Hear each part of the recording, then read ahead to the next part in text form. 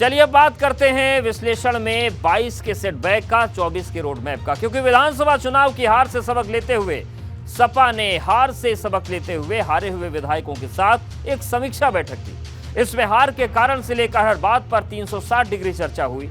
जानकारों की माने तो सपा की नजर अब 24 की तैयारी पर है, क्योंकि दिल्ली के लिए यूपी सबसे जरूरी है। रिपोर्ट देखिए।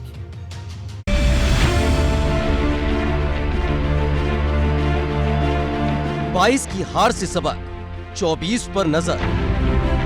हारने वाले विधायकों की मास्टर क्लास, अखिलेश ने बनाई रणनीति खास। 2022 में सपा ने यूपी फतेह के लिए 400 पार का नारा दिया था, लेकिन सपा की साइकिल 111 पर ही जाम हो गई। अब अखिलेश यादव अपनी हार पर मंथन कर हार की वजह तलाशने पर जुट गए, जिसकी गवाही दे रही है ये तस्वीर। क्योंकि समाजवादी पार्टी ने अपने हारे हुए उम्मीदवारों के साथ एक बैठक की। इस बैठक में हारे हुए उम्मीदवारों से उनकी हार की रिपोर्ट ली, मतलब हार के कारण क्या थे, उनकी तरफ से क्या कमी रह गई, इन सभी बातों पर चर्चा हुई। जानकारी के मुताबिक सभी हारे हुए उम्मीदवार अपने साथ एक पूरी रिपोर्ट लेकर आए थे। माननीय राष्ट्रीय अध्यक्ष जी के सामने जो भी प्रमुख कारण हमें लगते हैं विधानसभा ना जीतने के, उन पर और संगठन को लेकर के कि आगे आगामी चुनाव को लेकर के हमारी क्या रणनीति होनी चाहिए, किस तरह से हम समाजवादी पार्टी को अपने विधानसभा में और आने वाले लोकसभा के चुनाव में और मेयर के चुनाव में जीत दिला सकें, उसको लेकर के एक बातचीत हुई। चुनाव का माहौल बहुत अच्छा था, हवा बहुत अच्छी थी। बीजेपी के खिलाफ लोग थे, महंगाई को लेके, बेरोजगारी को लेके, लेकिन एकाएक जो है उनके पाले में सीट चली जाती है, इतनी भारी मार्जिन से वो जीतते हैं, तो कहीं ना कहीं कुछ ना कुछ दाल में काला लगता है। अखिलेश यादव की नजर उन सीटों पर है जहां हार का मार्जिन बहुत कम था, क्योंकि इस बार 41 सीटें ऐसी थी जहां हार का अंतर 2000 वोट से भी कम था। अब सपा की कोशिश इन सीटों के जरिए भविष्य की रणनीति तैयार करने की है, क्योंकि जानकारों की माने तो समाजवादी पार्टी अब बारीकी से अपनी रणनीति पर काम कर रही है। वो 22 में सबक लेकर 24 की तैयारी कर रही है। समाजवादी पार्टी के राष्ट्रीय अध्यक्ष अखिलेश यादव ने आज पार्टी कार्यालय पर उन उम्मीदवारों को बुलाया था जो विधानसभा का चुनाव नहीं जीत पाए थे। हारे हुए इन प्रत्याशियों के साथ अखिलेश यादव ने मंथन किया कि आखिर हार की वजह क्या रही। साथ ही साथ सभी से ये भी पूछा कि पार्टी के ऐसे कौन से भीतरघाती थे जिन्होंने उन्हें हराने का काम किया। तमाम सारे उम्मीदवारों ने बंद लिफाफे में पार्टी के जो भीतरघाती हैं उनके नाम अखिलेश यादव को सौंपे हैं।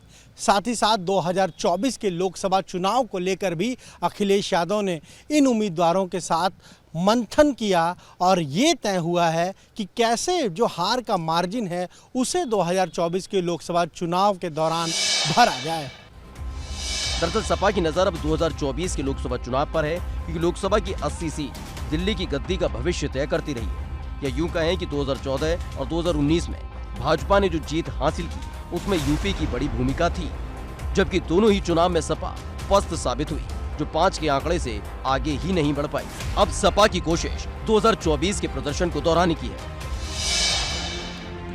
क्योंकि अगर सपा ने लोकसभा चुनाव में अपनी साइकिल दौड़ा दी तो बड़ा उलटफेर हो सकता है, क्योंकि भाजपा फिर एक बार यूपी के सहारे दिल्ली में हैट्रिक लगाने की तैयारी में है, जिसके लिए भाजपा ने यूपी में 75 पार का टारगेट सेट किया है। अब अखिलेश अपने लिए कितनी सीट का टारगेट रखते हैं ये देखना होगा।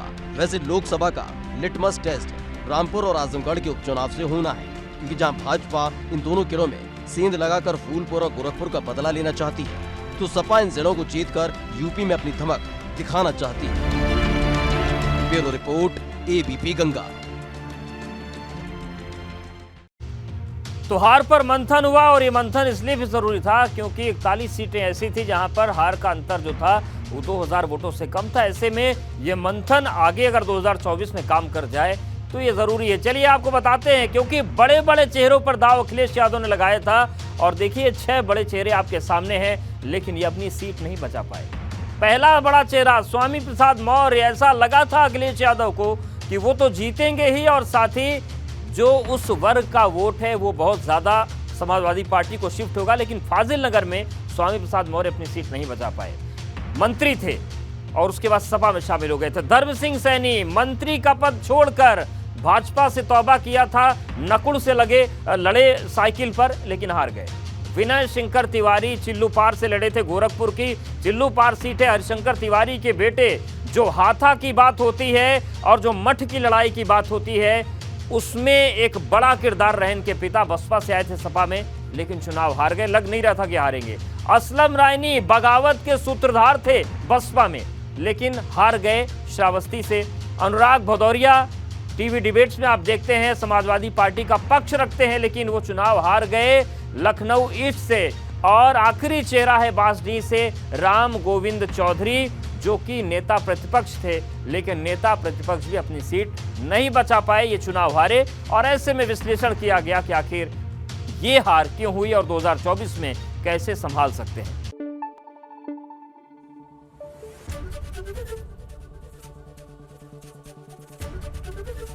एबीपी गंगा, खबर आपकी, जुबान आपकी।